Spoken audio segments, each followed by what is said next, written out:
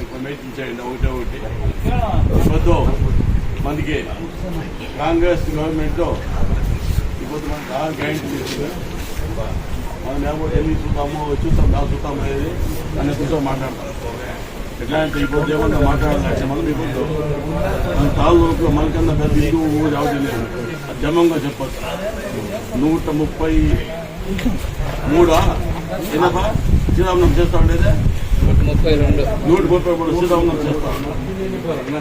ఏమిటి అంటే మరుమూరు ఉద్యోగం చెప్పాను ఉదాహరణ చెప్తాను దానికి చేసి మాట్లాడాను. వాటి ఉద్యోగం చెప్పేది ఏమంటే నేను ఈ పొద్దు కాంగ్రెస్ వాళ్ళు కావచ్చు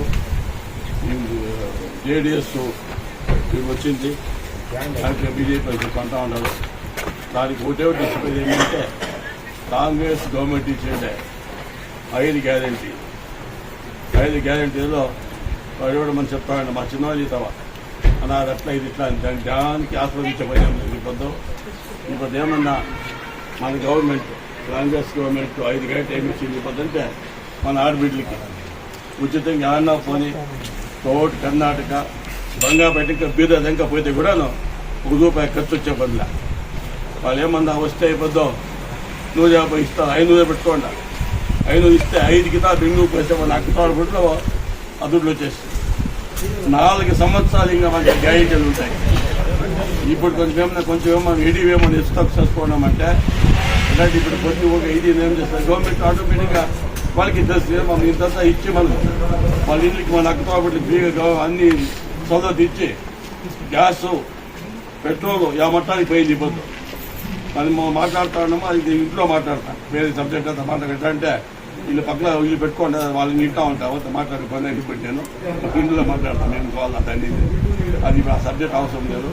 ఈ ఒకే సబ్జెక్ట్ ఏమప్పా అంటే కాంగ్రెస్ మేమేమిటి కోటేయాలి. నాకు ఒకే ఉదాహరణ ఏమప్పా అంటే కరెంట్ హిందూ యూనిట్లు మన కరెంట్ ఫ్రీగా ఇస్తూ ఉన్నారు. మన ఆర్బిడ్లు ఏమన్నా పోసింది కంప్లీట్ ఫ్రీగా తీసి వస్తూ ఉంటాం. అనేక మన ఇంటి పెద్ద మనిషి మన అవ్వ కావచ్చు మన అత్త కావచ్చు మన అమ్మ కావచ్చు లేదా మన వదిన కావచ్చు అంతే ఇంకే ఉండే కోటలు సామాన్యంగా ఉంటే కోటలు కూడా కావచ్చు 2000 ఉచితంగా ఇస్తూ ఉన్నారు.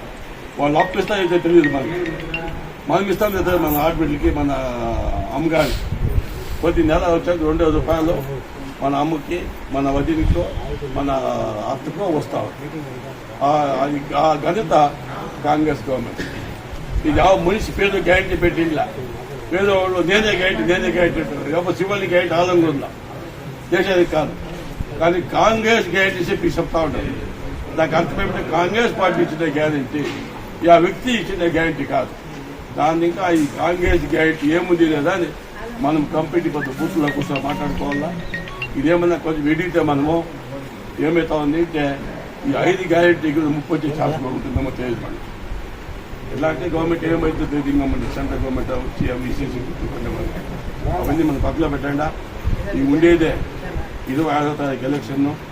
మనము మన ఓటు మనం ఇంకా 4 ఏళ్ళు ఈ ఉచితాలంతా మనం ఉపయోగించుకోవాలంటే దయపెట్టి కాంగ్రెస్ మన క్యాండిడేట్ గౌతమ్ని గెలిపిస్తే మనకు అన్ని విధాలు సరిపోతుందని చెప్పి ఏం చేద్దామంటే ఇప్పుడు మనకి టైంలో వీళ్ళు వచ్చేటటువంటి పనులకు అదే నిలిపోయి తీసుకొచ్చి పెట్టుకోవడం మీరు అదేం చేయాలి మేము. సో దాన్ని ఇంకా వీటికి స్టాప్ చేద్దాము 23గా గుమ్మిగంటలకు కాసుకోంటారు.